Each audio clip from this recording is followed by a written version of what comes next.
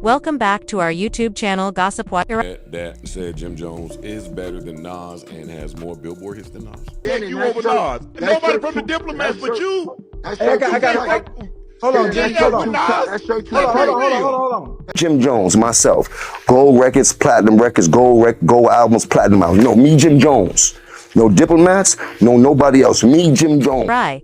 Don't have much to say about that since I don't think Jim Jones believes he is a better rapper than Nas. You smoke, right? Yeah. Were you smoking when you said you're better than Nas? I might have been a little bit. Well, let's get this right. I'm way more influential than Nas, and I don't care on a high level. Check my record. I am still playing at a high level. I am rapping at high level. You should check my statistics, man. I want it. I'm Jim Jones personally. Gold records, platinum records, gold albums, and platinum releases. You know me, Jim Jones. No Diplomats, no one else. I'm Jim. There are levels in this rap game. Stepping out of line. That will get you checked quickly. So when Jim Jones took the mic and declared that he raps better than Nas, and it wasn't just bold, it was downright insane. So, did he? Really? Just say that. That one line did more than merely ruffle feathers. It brings up old tensions and heated disputes about who truly gets crowned in hip-hop. Let's be honest, hip-hop never completely embraced Jim like it did his peers. However, one issue needs to be addressed. Go ahead. Jim Jones had 9 appearances on the Billboard 200, including 3 top 10 albums. There are no number ones. While Nas has 27 entries, 16 top 10 albums, and 6 that have reached number 1 on Billboard 200. Right now, in 2025, I'm still rapping at a high level. If Nas wants bring some smoke into the booth, I'll rap. Jim Jones raps at a high capacity. We are currently in 2025. I'm on record as saying that some of the best music that's been coming out of New York. Jim Jones has been active in recent years. I haven't seen Nas in that style. Nas is still produces high-quality music. I just haven't seen Nas in that. So let's get at each other. Other mode. There's no hate, yet Jim is better than Nas. Stop it. Everything popped off during a relaxed collaboration with Angie Martinez. They were chilling, discussing his comeback, catalog, and position in the game. Then, unexpectedly, Jim declares, I rap better than Nez. No jokes, no smirks, just dead serious. Angie blinked. The entire room fell silent. So, when the clip went viral, it sparked an immediate firestorm. Jim is now well known for his smooth talk. That's always been his energy. Fans anticipate it, but putting yourself over Nez isn't just cocky, it's borderline delusional. We're talking about ilmatic Nez, the poetic figure learned in classrooms and still referred to by today's top MC. No Diplomats, no one else. I'm Jim Jones. Check my track record, then check everyone else's track record. Then go to Billboards and review all of my entries. Then review all of the entries. And you want to get to the Billboard entries. Pull up N's Billboard entries, then my Billboard. So, yeah, the internet burst. Videos went viral, memes flared up, and culture chimed in. No one spoke about it. Charlemagne called it a stretch. Fat Joe I gave the side eye. Even Jadakiss had to say something. Nobody was disrespectful. Jim immediately, however, the message was loud and clear. Bro, don't do that. This was not about hate. It was hip-hop that established boundaries. Because in this game, respect isn't acquired solely via confidence or clout. It originates from bars and classics, and legacy. Jim Jones has several We fly high. The early slump provided energy, no question. But let's keep things genuine. His strength has always been swinging not bars. That is not a diss. That's exactly what fans and critics have been screaming for years. Jim tried to walk it back later. Said he wasn't dissing Nas, but feeling secure in his own style and development. But by that time, that clip had gone viral, and the harm was already done. And this is where things got even messier. It did not feel like just I made a spontaneous comment. Some people saw it as confirmation of their previous thoughts. Jim has been talking bigger than his catalog can realistically back up. It started a genuine combo in the barbershop. Shops and podcasts are everywhere. People began comparing lyrics, pulling out old freestyles and stacking albums side by side. Out of all the insane things he's been saying lately, that was absolutely right on. Nobody denied Jim had hits, But the question changed. Was Jim ever really? Was he perceived as a poetic beast? Or was he simply the flashy Dipset hype man, the one with presence? Meanwhile, Kaam and Jaiza carried the microphone. Then Jim reiterated, "I'm still playing at a high level. I'm rapping now. That's daring." Some claimed it was ego talking. Others thought he was chasing the respect he believes the game never gave him. In any case, the pushback was loud. It wasn't only trolls. People from the industry began to weigh in.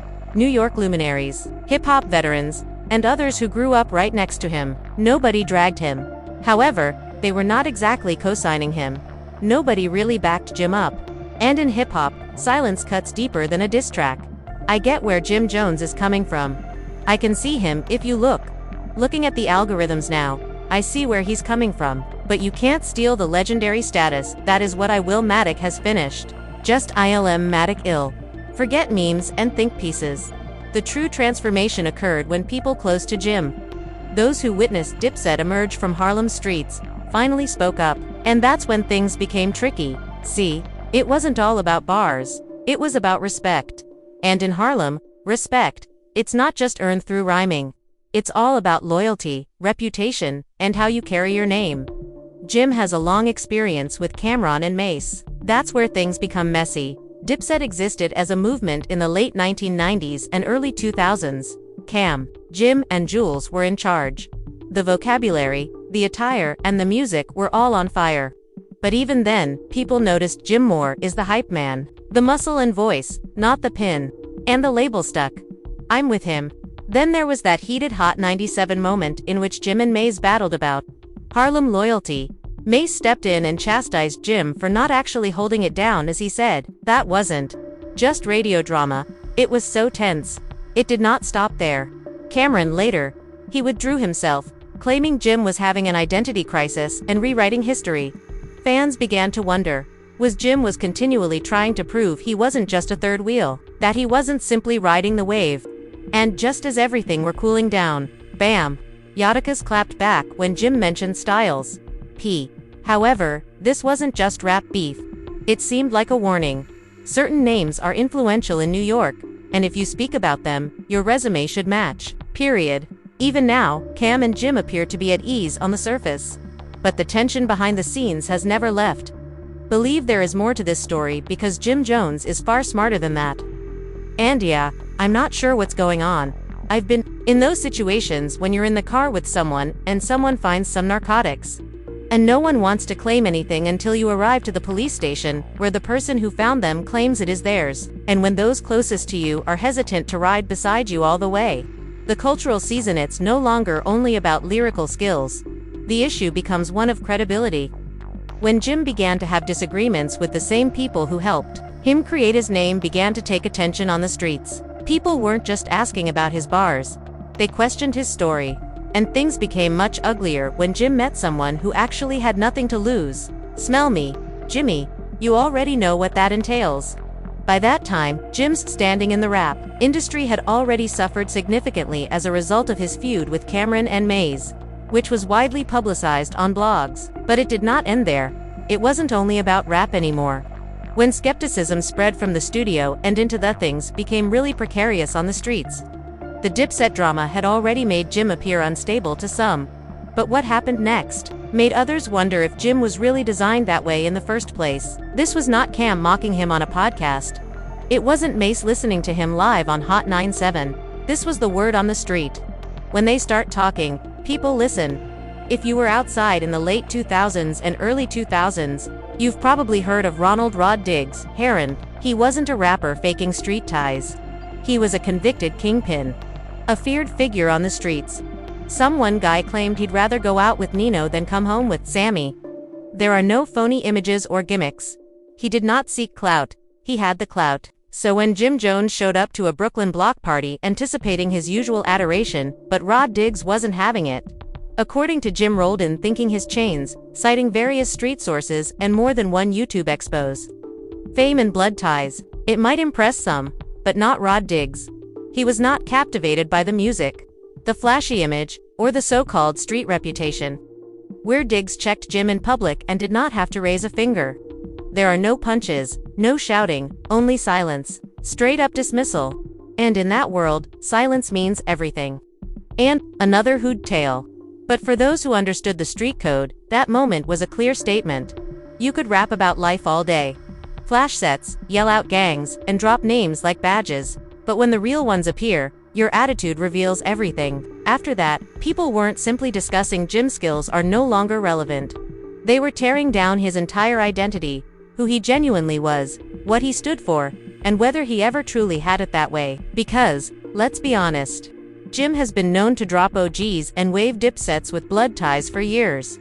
However, when the aura disappears and the pressure mounts, affiliation is meaningless if the streets do not respond. The Rod Diggs moment did not have to go viral. In the appropriate circles, where your name is, that silence had far more weight than money. Jim never spoke about it, cleared it up, or denied it. That moment was quiet and heavy. After that, people's attitudes toward Jim shifted. The Dipset split left him injured, and the Rod Diggs run and humbled him in the streets. What did 50 Cent do next? That was outright public humiliation. You popping all that underscore. I'd see Jimmy talking about we Gucci.bo here in the Gucci store about us. Gucci boo them like King underscore was going to up Jimmy. They were like Jim and 50 didn't always have problems. For a while, there was mutual respect on both sides of the street. They each flexed their independent hustle and moved like bosses. Solid until Jim started throwing punches. First at Mace, then at Cameron, then he grew bold and started talking figures. But in the 1950s, if you speak on numbers, Jim should have brought his receipts. He dropped El Capo, assuming it would only be a moment. But when the numbers fell, 50 pounced. He took to Instagram, clowning Jim for days. Mike Knight, 5-figure sales, is being roasted in screenshot after screenshot. 50 made sure everyone saw it. Then 50 delved deeper, bringing up that wiretap story, which involved Jim, Tekashi, Il, and Mel. Murder. No charges were filed, but the streets do not wait for court. The whisper started, and 50 transformed them into sirens. He didn't have to say it directly. He just posted dry snitch while giggling. Emojis troll master is at work. For 50, it was chess. For Jim, it was a PR disaster. The internet went crazy. Suddenly, Jim music was not trending. He was becoming increasingly suspicious and embarrassed. He tried to shrug it off, calling 50 a clown and acting as if it didn't bother him. But the harm had been done. Oh, Jim felt the sting. And the strangest part is that 50 did not even drop a diss track. He did not have to. A few cruel memes, some frigid Instagram posts, and voila, Jim was trending for the wrong reasons. Nobody was discussing his music anymore. It was all jokes, punchlines, and clown emoji. Add that to the previous drama, the Dipset fallout. With fragile street credibility and Rod Diggs rumors, a new picture of Jim began to emerge. This kapow nickname it began to sound more like comedy than boss. Wise. Nas has roughly 9.1 million weekly Spotify listeners, while Jim Jones has roughly 875. He continued calling himself a general. Although the truth is, not many people were saluting anymore. The worst aspect was that Jim couldn't clap back. This was not a disc he could respond to with bars. It was bigger than rap. It was about respect. Once 50 turned him, the whispers transformed into full-fledged laughs as a walking joke. The calm following the storm was the loudest of all. The damage was already extensive by that point. Jim wasn't defending his position. He was pursuing it. Years of being Dip's background voice, catching L's in interviews, and now being roasted. 50 people are now online. Jim needed a comeback. A large one. However, his next move was not a comeback. It was like pouring gasoline on fire. Jim dropped the bombshell during his meeting with Angie Martinez. I am better than Nas. Nobody's bumping Nas in the street like that. The internet froze, Twitter went berserk. Fans were stunned, enraged, and laughing at the same moment, because, let's be honest, greater than Nas, the man behind ILM, Matic. It was written while still upset at King's disease and is still earning Grammys nearly 30. It has been years. That was not confidence. That was risky. Even Fat Joe Jadakiss and N had to intervene. Think about it. Actually, White began with Jimmy. These youngsters adore me. They don't fully understand who Nas is. Pull up Nas Billboard entries. Then my Billboard. Then N goes on a global tour about, you know what I mean, him? I don't suppose Nas answered, right? They answered, with a casino. That was horrible. Yo, continue answering with a casino. Resorts World is more than just a casino. This is not just business. This is the legacy. Yes, he replied, with a casino. And when your peers start correcting you, you know the game has changed. Even NOE1, of Jim's most vocal fans, had to put the brakes on Drink Champs. He maintained a courteous tone, never made the message very plain. We love Jim, but that isn't a conversation, bro. Not when you're discussing NAS. Not when Illmatic exists. Google-based searches.nas receives between 200 and 300,000 searches every month internationally. Jim Jones earns 40 or 70,000 searches. Nobody denied Jim had hits, but the real question was, why even compare him? What about Nas? Nas is more than just a rapper, he is a cultural blueprint. Even Jim's most fans of Dipset had to cringe, saying, "Come on, not like this." Because when individuals who support you start saying, "Yeah, now you wildin'," that hit was unusual. To make matters worse, Nas had just finished the King's Disease trilogy. 3 albums of mature grown man bars that garnered praise from both old and new wave. Meanwhile, Jim was still locked in that 2007 mixtape energy, rhyming like the clock had stopped. And here's the unexpected twist. Jim did not back down. No apologies. "I misspoke." He doubled down, insisting that it was about relevancy and who the people were listening to. But that's when it all broke apart. Jim's concept of the streets no longer corresponded to where hip-hop existed. The game is more than just the block. It is now global. And Nas is titan in that space. Jim's statements didn't sound as bold now. They started. He sounded desperate, as if he hadn't made a statement. He begged to be heard.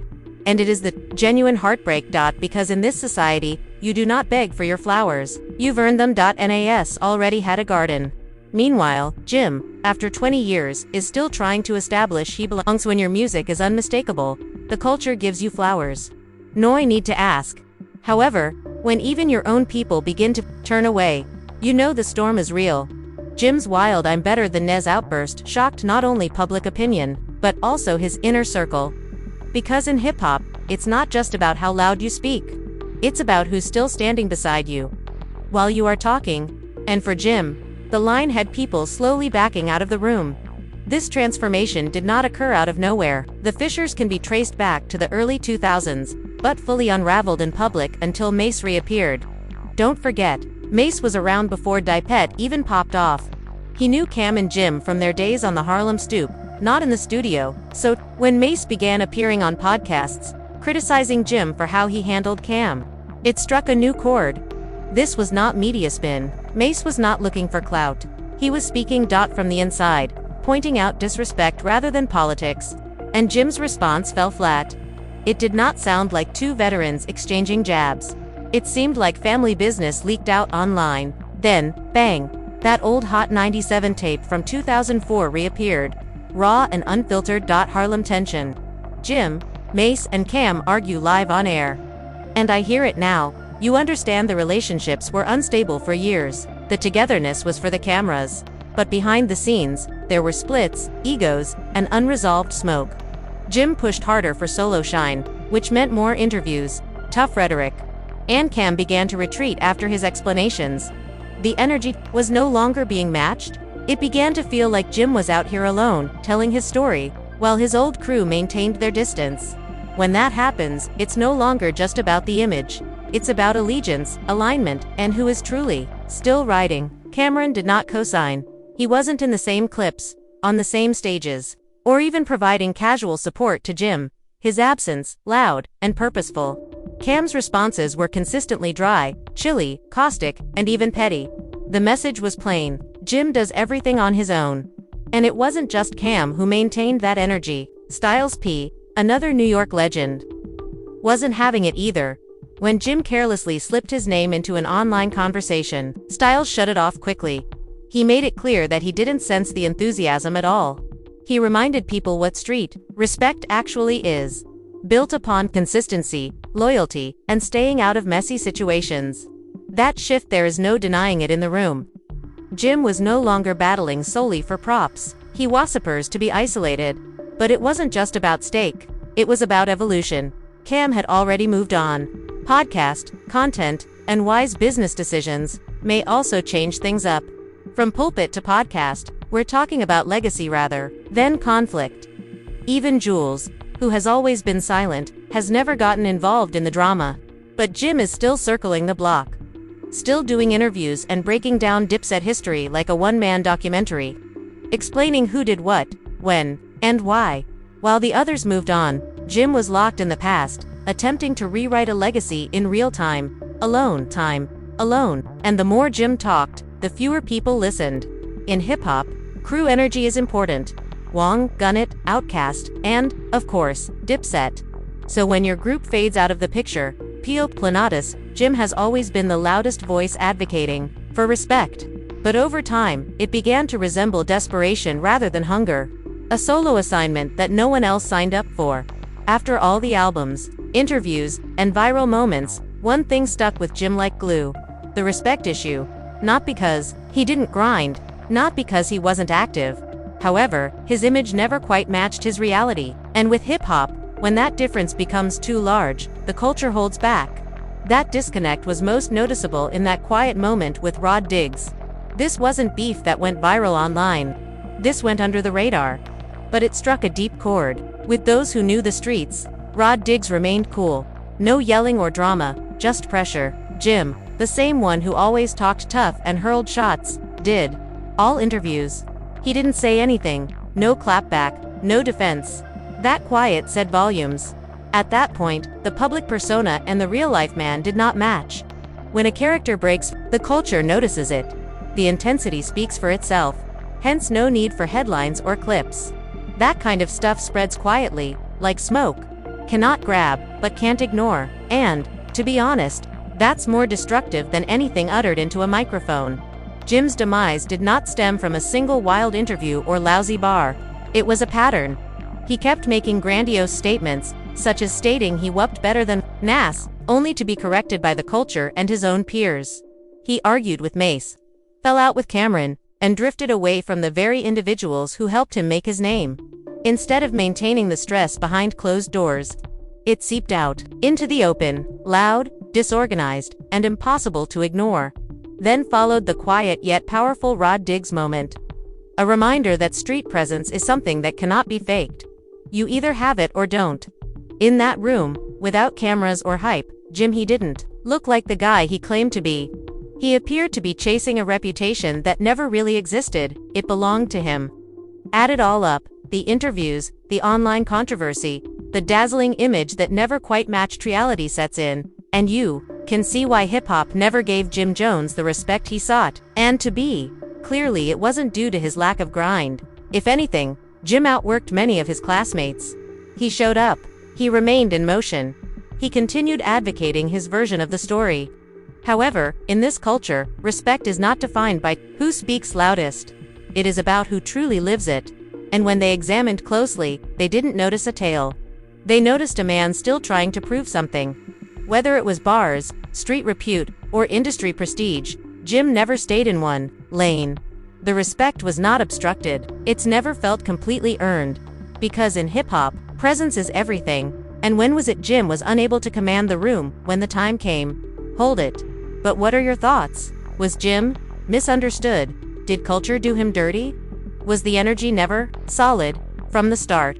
Share your ideas here. The remarks. Do not forget to like, subscribe, and share this with others. Crew, we are breaking it down one by one. One story at a time. Hit the bell and remain tapped in.